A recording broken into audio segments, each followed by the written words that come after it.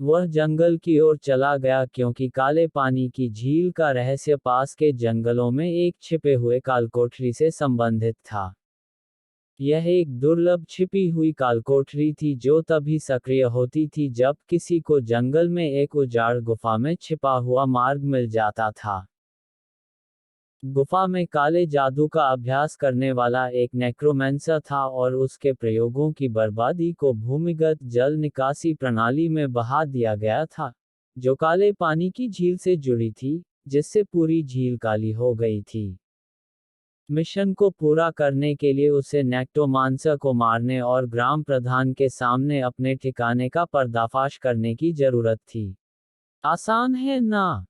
नहीं। नेक्रोमेंसर एक स्तर 11 इकाई थी और कंकाल रक्षकों की संख्या अज्ञात थी। पिछले व्यक्ति ने 15 के स्तर पर मिशन पूरा किया, इसलिए रुद्र के लिए इसे साफ करना एक बड़ी चुनौती थी। सबसे मजबूत गिल्ड मास्टर का पुनर्जन्म। सबसे मजबूत गिल्ड मास्टर का पुनर्जन्म। गुप्त कालकोठरी का स्थान घने जंगल में लगभग 5 किलोमीटर था और हालांकि रुद्र के पास एक सामान्य विचार था, वह गुफा के पूर्ण स्थान को नहीं जानता था। इसलिए उन्हें अपना समय निकालना पड़ा और तलाश करनी पड़ी। जब वह खोज कर रहा था तो उसने देखा कि एक पार्टी स्तर 5 के सफेद अपलहा भेड़िए से लड़ रही है। पार्टी में सभी स्तर 2 या 3 के 6 खिलाड़ी शामिल थे और वे भेड़िए के खिलाफ बेहद कठिन समय बिता रहे थे। पहले तो रुद्र हस्तक्षेप नहीं करना चाहते थे, लेकिन यह देखकर कि पार्टी के 6 में से 2 सदस्यों की मृत्यु हो गई, उन्होंने उनकी मदद करने का फैसला किया, क्योंकि उनके लिए यह कोई बड़ी बात नहीं थी। जैसे ही भेड़िया पार्टी के नेता, एक सुंदर दुबली लड़की की तरह हमला करने वाला था, रुद्र अचानक उसके सामने कूद गया और भेड़िए को एक स्लैश से मारा, जिसे भेड़िया समय पर चकमा दे गया और वापस चला गया। चारों की पार्टी दंग रह गई। यह आदमी कौन था जो अचानक से यहाँ कूद रहा था और उसका उद्देश्य क्या था? यहाँ से निकल जाओ, अजनबी भेड़िया बहुत मजबूत है, लड़की ने कहा। मैं ठीक हो जाऊंगा, रुद्र ने हरकत में आते ही कहा।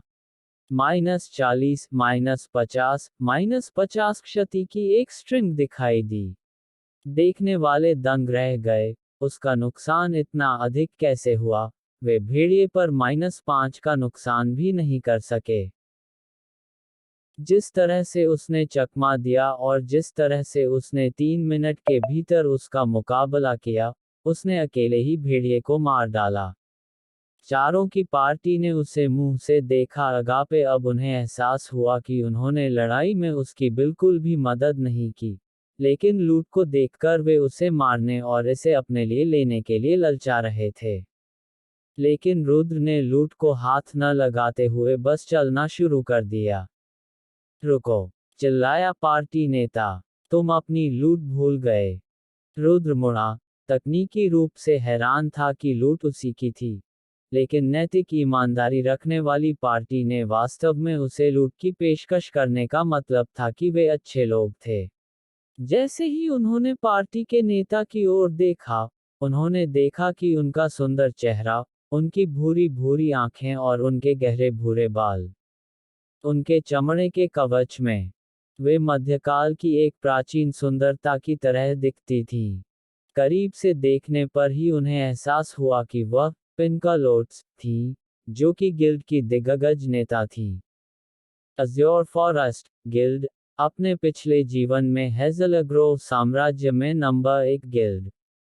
एक विशाल इस्पात खनन कंपनी के मालिक करोड़पति व्यवसायी की बेटी, जिस परी के अनगिनत प्रशंसक थे, और अब यहाँ वह उसके साथ आमने सामने था।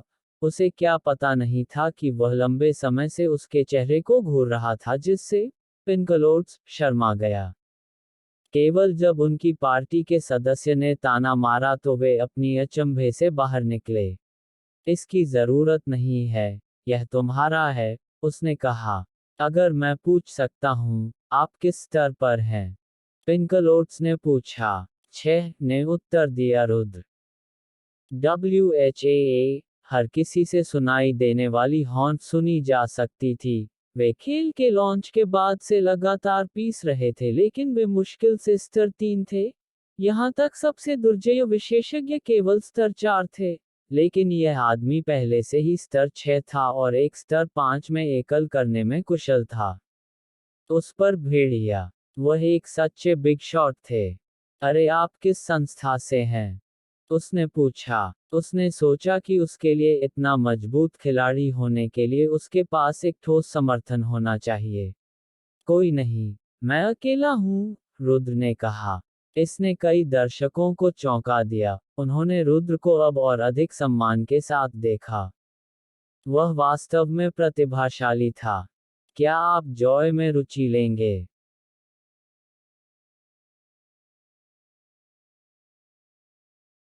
आप मेरे गिल्ड में शामिल होने में दिलचस्पी लेंगे? मैं आपको $20,000 प्रति माह वेतन दूंगा और आपको एक मुख्य सदस्य पद की पेशकश करूंगा। मेरे गिल्ड को अजूर फॉरेस्ट कहा जाता है और यह सबसे मजबूत गेमिंग गिल्ड में से एक है। यह एक उत्कृष्ट प्रस्ताव था, जो उनके पिछले जीवन गिल्ड ने उन्हें दिया था, पहले से ही तिगुना। एक उच्च पद के साथ। ईमानदारी से कहूं तो उन्हें लुभाया गया था, क्योंकि इसमें शामिल होने से उन्हें बहुत सारे संघर्षों से बचा जा सकता था, लेकिन उसके पास बड़े लक्ष्य थे।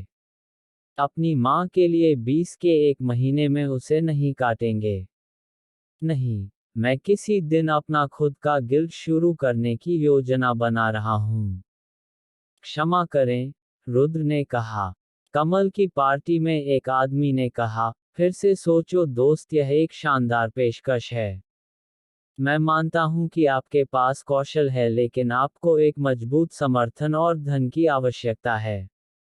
वह निराश थी। बिना किसी सहारे के इतनी मजबूत खिलाड़ी को ढूंढना बहुत मुश्किल था, लेकिन अगर वह शामिल नहीं होना चाहता था, वह क्या कर सकती थी? वह उसे मजबूर नहीं कर सकती थी।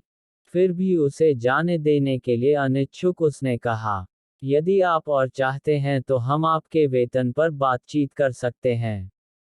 रुद्र वास्तव में परीक्षा में था, लेकिन वह दृढ़ रहा। शायद अगली बार मैम, उसने बोला। पिंकलोट्स निराश था, लेकिन उसने कहा, मैं आपको एक दोस्त के रूप में जोड़ता हूँ। मैं आज के लिए आपका एक ऋणी हूँ। अगर आपको कभी मेरी मदद की ज़रूरत है, तो आप मुझे कॉल कर सकते हैं। उसके बाद उन्हें एक सिस्टम प्रॉम्प्ट प्राप्त हुआ। उसने हाँ दबा दी और अलविदा कह दिया। शकुनी, मैं तुम्हें फिर देखूंगा, वह बड़बड़ाया। रुद्र को विश्वास नहीं हो रहा था कि उसने परी गुलाबी कमल से दोस्ती कर ली है। अगर उसके पिछले जीवन के सहपाठियों को इस बारे में पता चल जाता तो वे ईर्ष्या से मर जाते। पिछले जीवन में वह उनके अनगिनत प्रशंसकों में से एक थे, जो उनसे केवल एक बार बात करने के लिए दांत और नाखून से लड़ते थे। लेकिन इस जीवन में उनके खेल के पहले दिन ही परी ने उन्हें एक दोस्त के रूप में जोड़ा। क्या पागलपन है! वह अब लगभग जंगल में इधर उधर भाग रहा था। अगर पिंकलोट्स की पार्टी के किसी ने उसे अभी देखा तो एक शांत आदमी की उसकी छवि एक पल में बिखर जाएगी। लेकिन वह क्या कर सकता था? वह बहुत खुश था। इतना खुश कि जब वह मिशन के लिए आवश्यक गुफा के प्रवेश द्वार पर पहुंचा तो उसे एहसास हुआ कि उसे खोज पूरी करने की जरूरत है। उसकी योजनाएं अभी शुरू हो रही थीं। वह थोड़ी सी भी सफलता से संतुष्ट नहीं हो सका। सड़क लंबी थी और यात्रा अभी शुरू हो रही थी।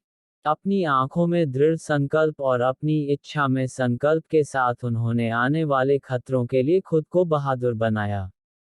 उन्होंने गुफा में प्रवेश किया और अंत में जमीन में एक छोटा सा छेद देखा। ऊपर से देखने पर यह एक छोटे से गड्ढे जैसा लग रहा था, लेकिन केवल वह जानता था कि यह एक गुप्त कालकोठरी का प्रवेश द्वार है। वह अंदर कूद गया और एक सिस्टम प्रॉम्प्ट सुना।